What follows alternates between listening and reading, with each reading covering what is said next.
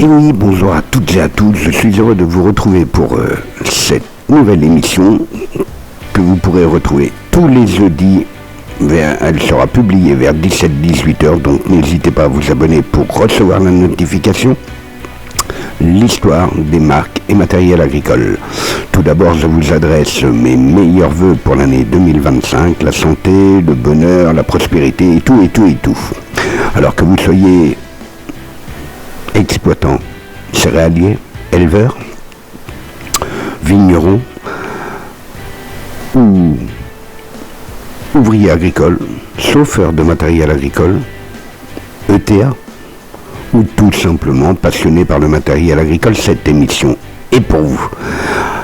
Alors pour commencer, pour ce premier numéro, j'ai choisi la marque Renault Agriculture.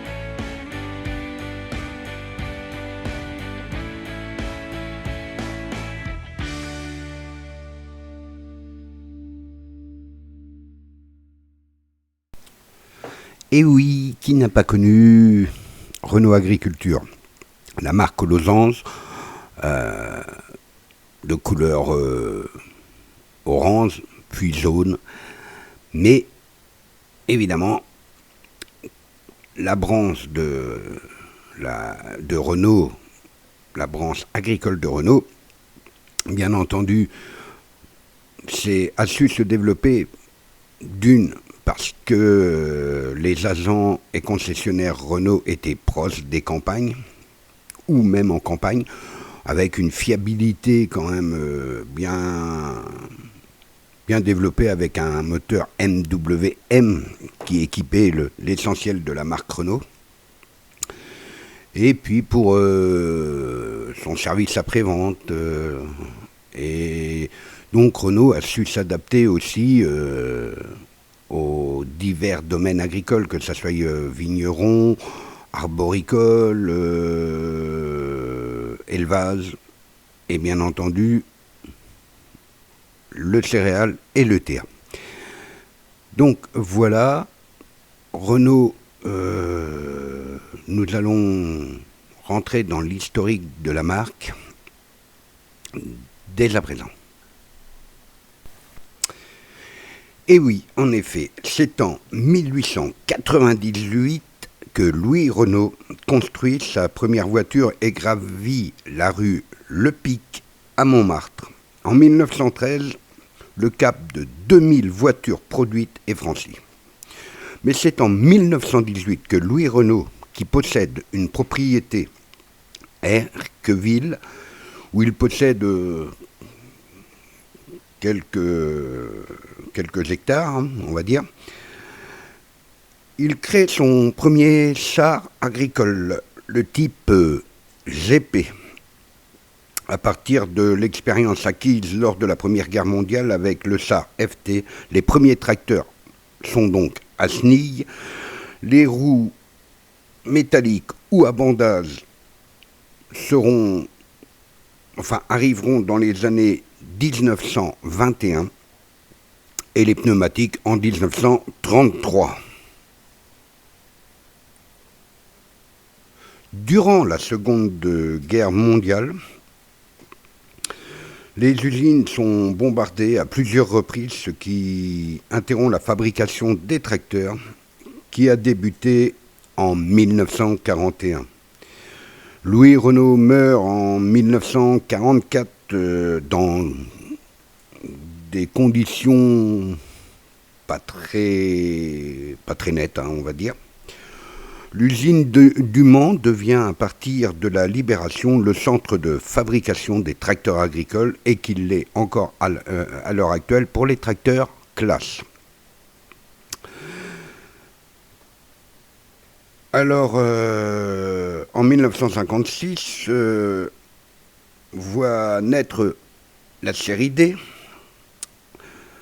et le Renault 421 qui est produit à plus de 33 000 exemplaires.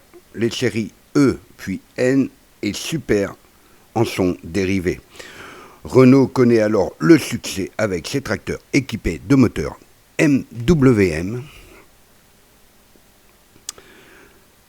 Chez Renault, les lettres signifient le type de carburant et le nombre indique la puissance. Par exemple, le modèle D22, le D correspond à diesel et 22 pour le nombre de chevaux, c'est-à-dire 22 chevaux. Dans un monde où la concurrence étrangère se développe, Fiat, Ford, International Harvester, John Deere, Massey Ferguson pour en citer que quelques-uns, à la fin des années 1960, la baisse du marché porte un coup à l'ensemble des constructeurs et Renault doit se doter d'une gamme plus puissante. En 1972, Renault passe un accord avec le constructeur italien Carraro Agritalia pour des tracteurs légers et spéciaux ou l'utilisation de composants sur ces modèles de sa gamme Renault 651. En 1981, la cabine TX fait son entrée, apporte de nombreux progrès, confort, accès à la mécanique sur les tracteurs de la gamme haute. En 2000, elle est toujours présente sur le Thémis, qui n'est autre qu'un dérivé de la gamme bien entendu TX et TZ.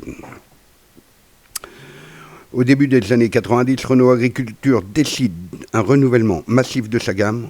On voit ainsi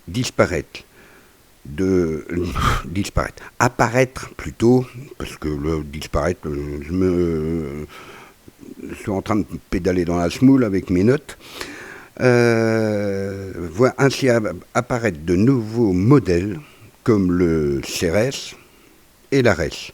Mais le marché est très concurrentiel et pas assez rentable aux yeux de Renault. C'est pourquoi, après un accord avec John Deere pour vendre un tracteur commun et un partenariat avec Massey Ferguson pour fabriquer les boîtes de vitesse, Renault décide de céder 51% de ses parts au fabricant Claas en février 2003. L'accord signé prévoit que Claas puisse porter sa participation à 80% du capital de Renault, s'engageant de son côté à conserver 20% de la filiale au moins jusqu'en 2010. À la suite de la commercialisation des tracteurs sous la marque Claas et la réorganisation du réseau de vente, une forte croissance des ventes suit dans les 2 années après cet accord, principalement grâce au développement important des ventes à l'étranger qui augmentent de 22% en 2005 selon l'entreprise. Le 18 janvier 2006, Claas monte à 80% dans le capital de Renault Agriculture, ce qui était prévu. Depuis 1945, près de 770 000 tracteurs ont été livrés par Renault sur les 5 continents. En 2002, 9 343 tracteurs ont été produits. Depuis 2008, l'allemand Claas détient 100% du capital de Renault Agriculture SAS. Et nous allons parler des modèles qui ont été produits par Renault Agriculture. En effet, en 1919, c'est la sortie du premier tracteur Renault, le type GP. Il est suivi du type GU. Ils sont munis de chenilles et sont équipés d'un moteur de 4 cylindres de 536 cm3. En 1920, le type ASI voit son entrée. En 1921, c'est le type ASO qui sera le premier tracteur à abandonner les chenilles au profit des roues classiques. 1926, le type PE, type fabriqué en 1000 à 1000. Oui, pourquoi j'ai mis en? Bon, bref, à 1840 exemplaires jusqu'en 1937. Plusieurs évolutions et une version à gazogène seront proposées. En 1930, le type RK, on voit net le type RK. 1932, le type VL, premier tracteur à moteur diesel, voit apparaître le jour. En 1933, le type YL et VY entrent dans la gamme des tracteurs Renault. En 1938, les types AFMD et AFMH, tracteurs à chenilles. 1938, toujours, le type AFV1 et AFVH voit étoffer la gamme des tracteurs Renault. 1941, le 301H, le 305H, le 304H voit encore étoffer la gamme Renault. C'est en 1944 que le 304E1 verra le jour. En 1947, le R3040, Renault introduit la couleur orange pour ses tracteurs. C'est donc en 1947 que la couleur orange des tracteurs Renault a été introduite. En 1948, le R3041 vient en supplément du R3040. En 1949, le R3042, le R3043 et le R3044 et R3045 Vigneron viendront étoffer cette gamme. En 1951, soit quand même 7 ans après la libération, le R7012 et 7013 plus le R7022 et 7023 viennent étoffer cette gamme Renault. En 1954, c'est le R3046 qui viendra étoffer la série R30. 1956, le D22, que tout le monde connaît, beaucoup de personnes connaissent, le D22 voit son entrée au catalogue Renault. Le D30, le E30, alors le E30 c'était pour le essence 30 chevaux, et le D35. En 1958, le petit D16 vient compléter cette gamme. En 1960, pour répondre à la demande de tracteurs puissants, Renault importe d'Italie le Moto Mechanica Super 108 de 60 chevaux, en attendant la sortie du 385 Master, qui ne fut pas la meilleure des choses d'ailleurs.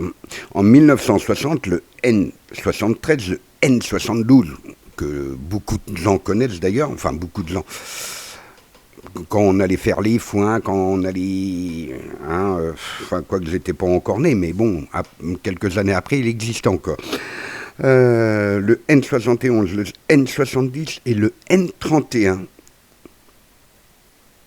existent en version étroite. En 1962, le Super 5, le Super 7, diesel et essence voit étoffer la gamme Renault. 1963, le 385, moteur Alpha ou moteur MWM, quoique valait peut-être le mieux avoir le moteur MWM. 1964, le Super 3, le Super 6, le Master 1 et le Master 2 viennent encore étoffer cette gamme et la moderniser. En 1965, le Super 2D, le Super 3D, le Super 4D, évidemment, le Super 5, le Super 6, toujours en diesel, le Super 7 et le Super 7D essence. Ne l'oublions pas, il y avait encore des tracteurs à moteur essence. 1966, le Master 1 pour les travaux publics et le Master 1 et 2 en 4 roues motrices. Ce qui était une évolution pour l'époque, quand même, en 1966, un 4 roues motrices, ça ne courait pas les rues. Le Super 5, le Super 6 et le Super 7 passent eux aussi en 4 roues motrices. On pouvait les avoir en deux versions, la version 2 roues motrices ou 4 roues motrices. En 1967, le R86 et le R88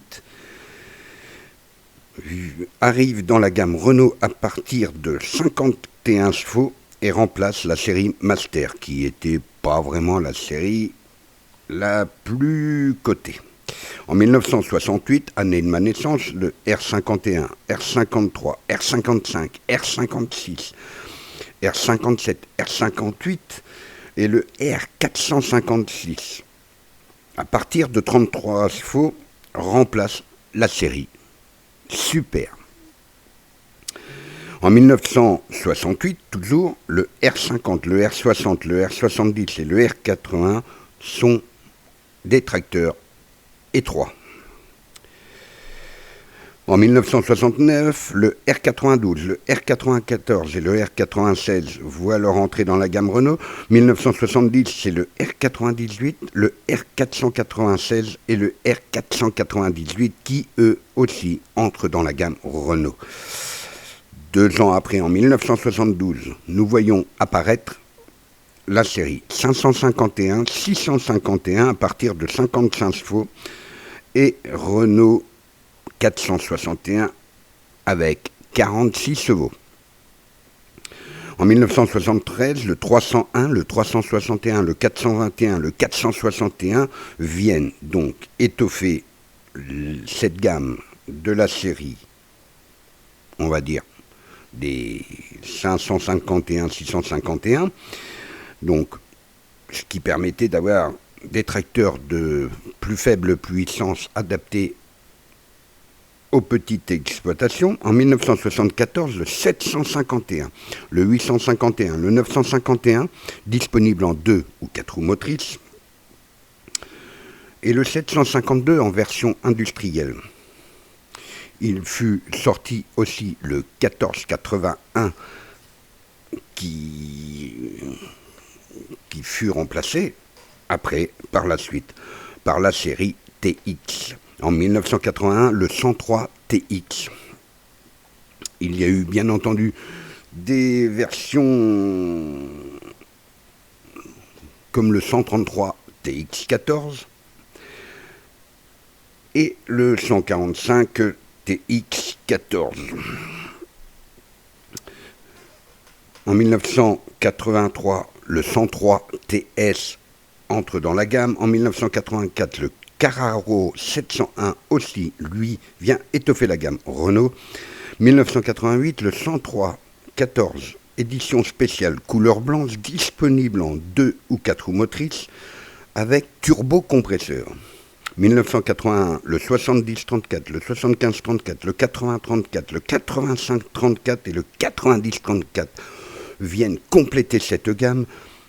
C'est en 1992 que Renault abandonne les séries à chiffres, si l'on peut dire, avec des noms de dieux grecs, comme le Cérès en 1992, en 1996, l'Arès, en 2002, l'Atlas, en 2002 aussi, le Celtis, et en 2008, bien entendu, ça sera le rachat total de Renault Agriculture par classe qui distribue au départ les tracteurs du type Atlas ou Ares sous les couleurs classe.